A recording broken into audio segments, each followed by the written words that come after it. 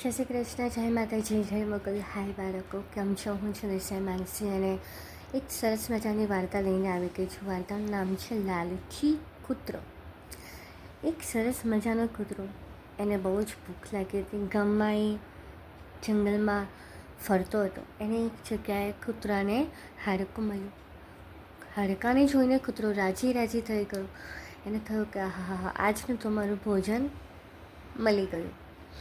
અને ભોજન મળ્યા બાદ તે આગળ ચાલવા લાગ્યો. સરસ મજાના ઝાડના નીચે બેઠો અને એણે જોયું કે ભાઈ ઠંડક છે, બપોરનો સમય છે.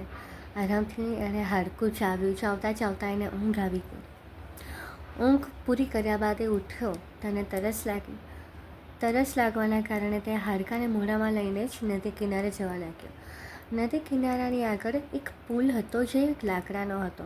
એના પર ચડીને એણે નદીના નીચે જોયું તો નદીની અંદર જોયું તો પોતાનું જ પ્રતિબિંબ દેખાયું. પોતાને જ જોયો અને કૂતરાને થયું કે ઓહો, નદીમાં બીજો કૂતરો છે, એના મોઢામાં પણ હાડકું છે. લાવને હું આ હાડકું પડાવી લઉં તો મારે બીજો શિકાર કરવો ઓછો. વગર મહેનતે મને આટલું સરસ ભોજન મળે. જેવું એ કૂતરાને ભોંકવા ગયો, એના મોઢામાંથી હાડકું પાણીમાં પડી ગયું. મિત્રો, એ ભૂલી જ ગયો લાલચમાં કે એની પાસે આગળથી જ એક હાડકું મોઢામાં છે. તો બાળકો, ક્યારેય લાલચ કરવી નહીં. જય શ્રી કૃષ્ણ.